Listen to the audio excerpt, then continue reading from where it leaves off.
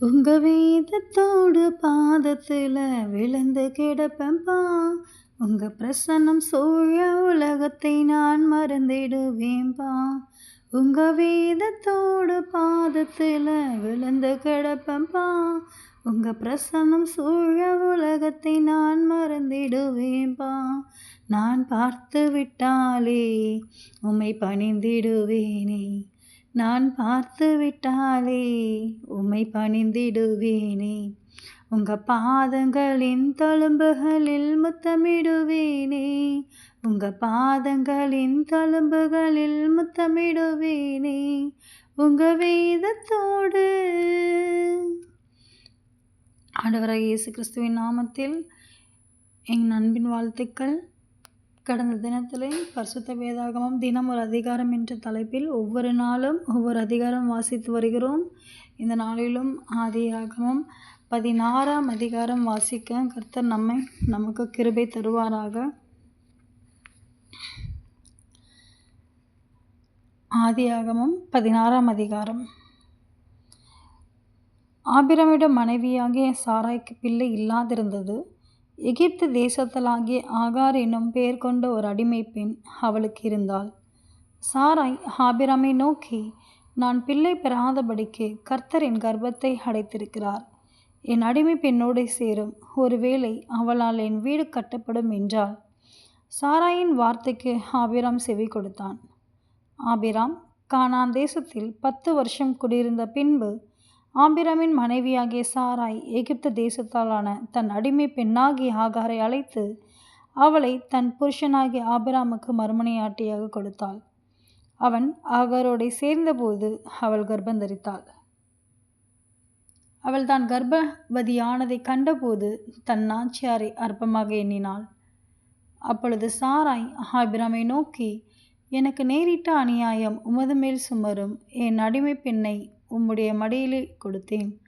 அவள் தான் கர்ப்பவதி ஆனதைக் கண்டு என்னை அற்பமாக எண்ணுகிறாள். கர்த்தர் எனக்கும் உமக்கும் நடு நின்று நியாயம் தீர்ப்பாராக என்றாள். அதற்கு ஆபிராம் சாராயை நோக்கி, இதோ உன் அடிமை பெண் உன் கைக்குள் இருக்கிறாள்.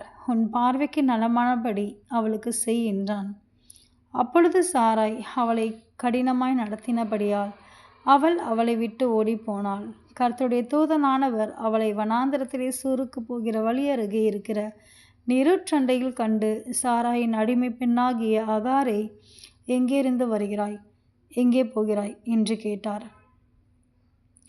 அவள், நான் என் நாச்சியராகிய சாராயை விட்டு ஓடிப்போகிறேன் என்றாள். அப்பொழுது கர்த்தருடைய தூதனானவர், உன் நாச்சியாரண்டைக்கு திரும்பி போய் அவள் கையின் கீழ் அடங்கியிரு என்றார். பின்னும் கர்த்தருடைய தூதனானவர் அவளை நோக்கி, உன் சந்ததியை மிகவும் பெருக பண்ணுவேன், அது பெருகி எண்ணி முடியாததற்கும் என்றார். பின்னும் கர்த்தருடைய தூதனானவர் அவளை நோக்கி, நீ கர்ப்பவதியாய் இருக்கிறாய், ஒரு குமாரனை பெறுவாய். கர்த்தர் உன் அங்கலாய்ப்பை கேட்டபடியினால் அவனுக்கு இஸ்மவேல் என்று பெயரிடுவாயாக. அவன் துஷ்ட மனுஷனாயிருப்பான். அவனுடைய கை எல்லாருக்கும் விரோதமாகவும் எல்லாருடைய கையும் அவனுக்கு விரோதமாகவும் இருக்கும். தன் சகோதரர் எல்லாருக்கும் எதிராக குடியிருப்பான் என்றார்.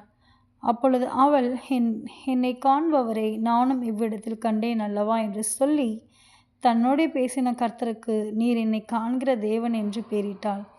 ஆகையால் அந்த துறவு பெயர் லகாய்ரோகி எண்ணப்பட்டது. அது காதேசுக்கும் பாரேதுக்கும் நடுவே இருக்கிறது. ஆகார் ஆபிராமுக்கு ஒரு குமாரனை பெற்றாள். ஆபிராம் ஆகார் பெற்ற தன் குமாரனுக்கு இஸ்மவேல் என்று பெயரிட்டான். ஆகார் ஆபிராமுக்கு இஸ்மவேலை பெற்றபோது ஆபிராம் 86 வயதாயிருந்தான். ஆமென். கர்த்தர் இந்த நாளிலும் பரிசுத்த வேதாகமத்திலிருந்து ஆதியாகமம் 16ஆம் அதிகாரம் வாசிக்க கர்த்தர் நமக்கு கிருபையும் பலனையும் கொடுத்தார். கர்த்தருடைய நாமத்திற்கு மகிமை உண்டாவதாக. வாசித்த ஒவ்வொருவரையும் கர்த்தர் உங்களை ஆசீர்வதித்து பலப்படுத்துவாராக. கர்த்தர் உங்களை வழி நடத்துவாராக. ஆண்டவராகிய இயேசு கிறிஸ்துவின் நாமத்தில் ஜெபிக்கிறோம். ஜெபம் கேளும் எங்கள் நல்ல பிதாவே. ஆமென்.